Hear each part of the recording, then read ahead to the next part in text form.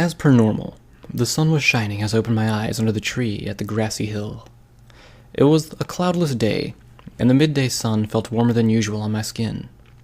I lay for a moment in the grass, enjoying the feel of it against me, before sitting up.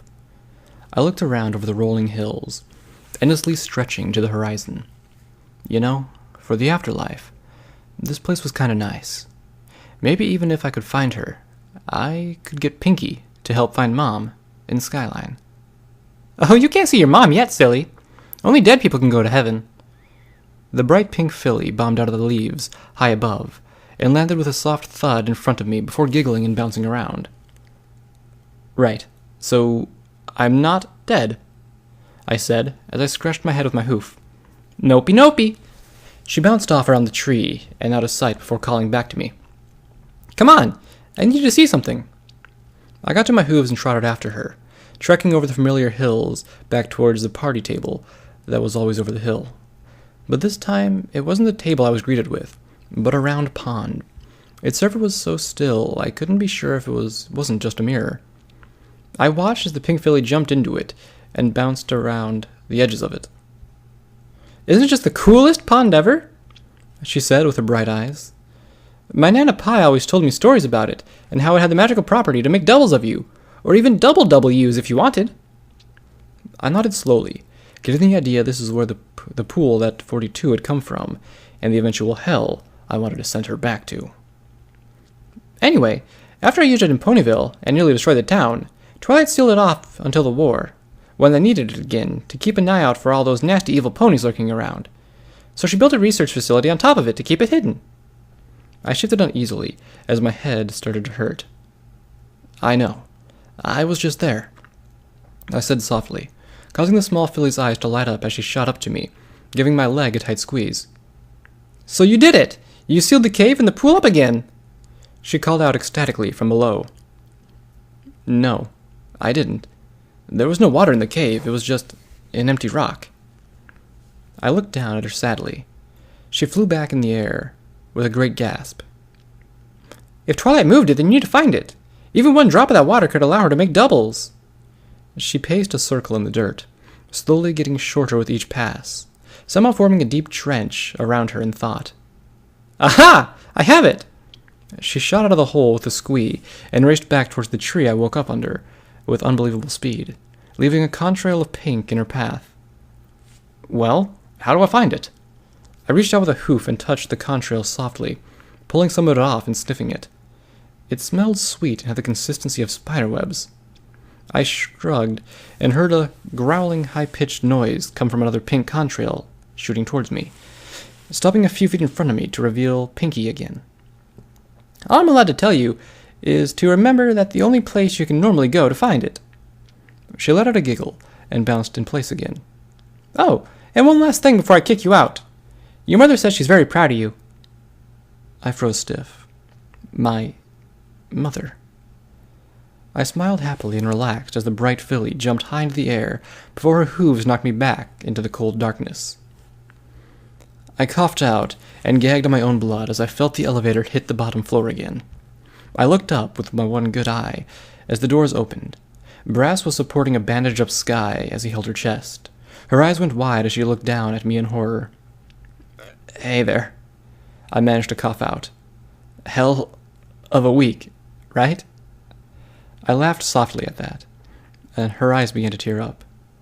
She was getting hard to breathe again as they stepped into the elevator and let the door shut.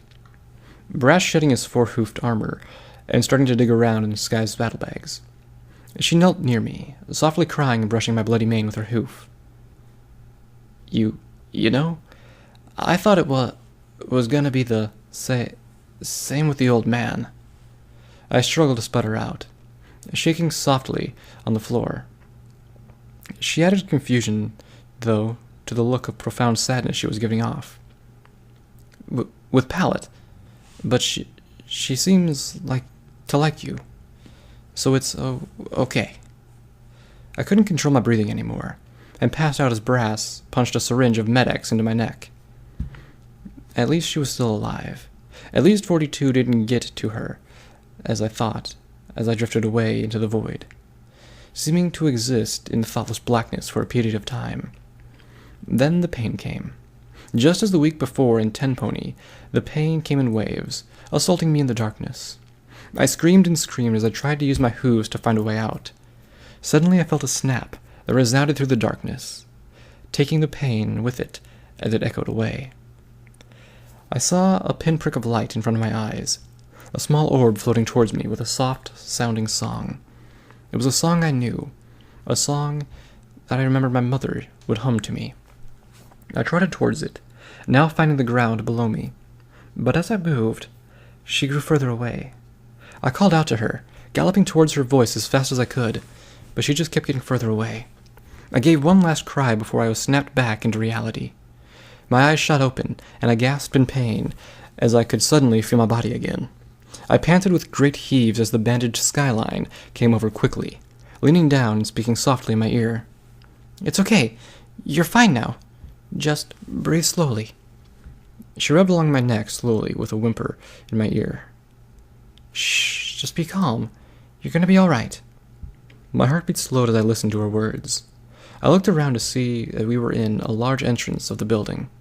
Carlotta was standing at the doorway, staring outside, probably watching Pallet run around and play outside, as I could hear her screams of joy as they came in and echoed throughout the building. I tried to sit up slowly, but the world became a spinning mix of lights and colors, feeling myself being pushed back down by Sky. As my eyes refocused, I realized that I couldn't open my right one. "What happened?" I spoke in slurred words, just the strain from speaking making my head hurt. "Why can't I see right?" Sky smiled down softly, still crying. "She banged you up pretty good on the head there. She fractured your skull and cheekbones, so half your face is swollen." She leaned down and kissed my forehead as soft as she could. "I'm just so glad you're alive." "Are you okay?" I said softly, as I noticed her hooves were covered in blood. She nodded softly, brushing her mane back from her bandages. "The bullet missed everything important. I don't know why, but I feel like that happened for a reason. I've never been that lucky. Maybe it's my destiny to help take that bitch out, and you don't fight destiny." She puffed up her chest through the pain. "But the real miracle's you. You remember when you told me to give you that Hydra when you broke your ribs? Well, when I did, you grew a new bone between where your ribs weren't supposed to be, and that solid bone plate stopped the bullet." I sat there, stunned. Holy Celestia, I was right for once. Even though it was incredibly dangerous and potentially life-threatening, I made the right call. Oh, if I wasn't so out of it, I would get up and flaunt it more. But that wasn't the case. Well, even then I probably wouldn't, because we'd be hot on 42's trail. So yeah, I guess it really isn't a win for me at all. Plus, I got shot in the chest, so that's pretty bad in and of itself. An armorless brass walked up and kneeled down next to Sky. "The bathroom's free, if you want to go wash up. I'll hang out with him," he said as she got to his hooves. As soon as she had left, he turned his gaze down to me with a frown. "Look, I have to tell you something. When all that went down, there was a moment when I thought about just shooting through you. I've done what I can to help patch you up right now, but that thought keeps nagging me in the head. I shouldn't have even considered it. You're my friend, and I don't want you to die." I fought the pain and reached out, putting my hoof on his chest, looking straight into his yellow eyes before slowly speaking. "You shouldn't feel sorry. Just promise me, next time." He smiled and attempted to finish my sentence, sarcastically. "I know. Don't get into the situation in the first place. It won't happen." "No!" I yelled back at him loud enough to see stars again. "You have that opportunity. Again. You take it. She will not get away again. Do you understand me? The entire wasteland is at stake here. One life compared to the many is always the correct choice." "Is that how you see yourself, Backlash?" Sky's voice came softly from the hallway behind me. "Just some life to be thrown away for the good of every pony? Because if that's what you've been running off by yourself for, then maybe you should just let 42 kill me instead." She turned to leave, but immediately span back around. Why does it have to be you? Let somebody else do it. I'm done with watching you do this. I could hear her fly back down the hallway in tears. She just didn't understand. 42 is my responsibility, and without my friend's strength, I can't fix what I've done. But in the end, I alone have to be the one to fix it. I can't explain it any other way than I have to be the only one who is judged for all the wrong alongside 42, not them. I struggled to my hooves slowly, ignoring the pain of my muscles as they protested to every action. Let's go. We need to follow 42.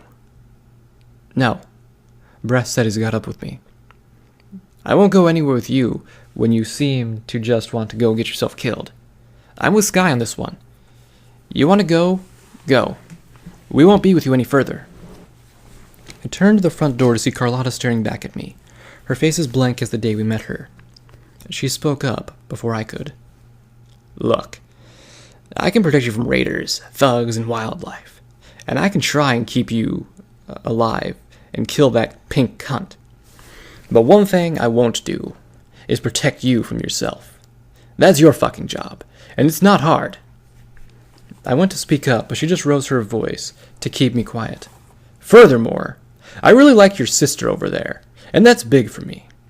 So you go find her, and you vow to unfuck up your shit, so we can all live as one big family. Got it? Carlotta's words bit deep.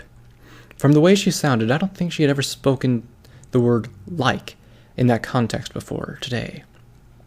Well, fuck. I'm stubborn, but when all my friends are telling me it straight to my face, I know I'm in the wrong.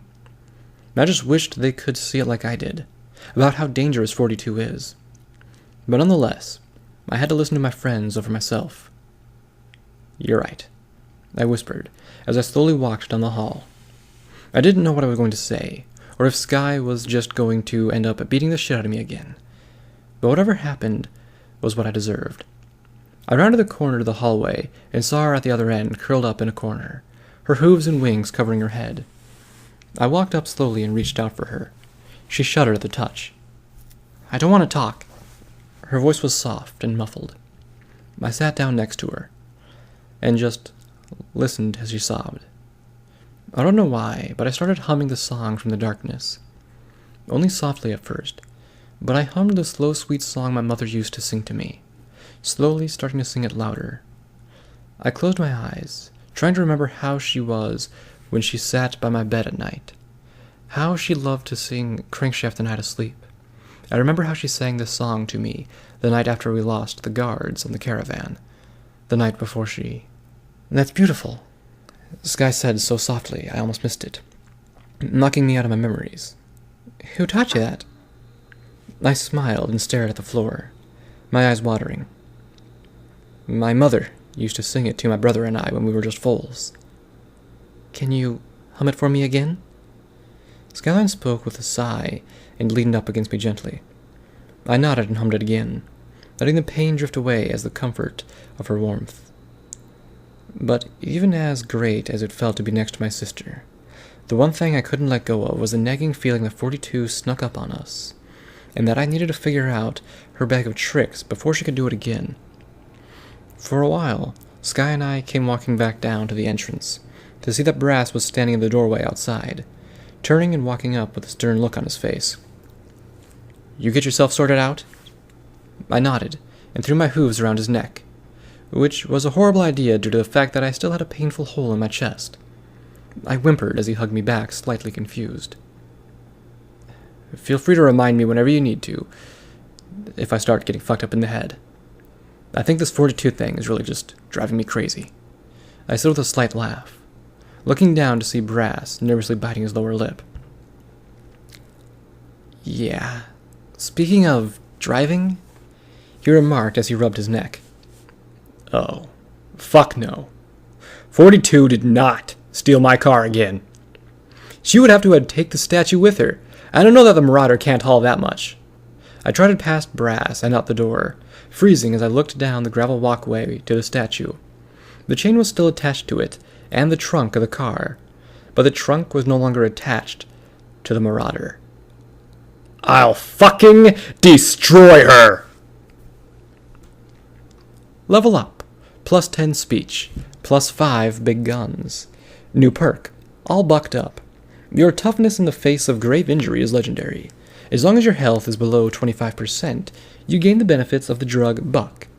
Plus 2 strength, plus 2 agility, plus 3 endurance. For free, and none of the drawbacks.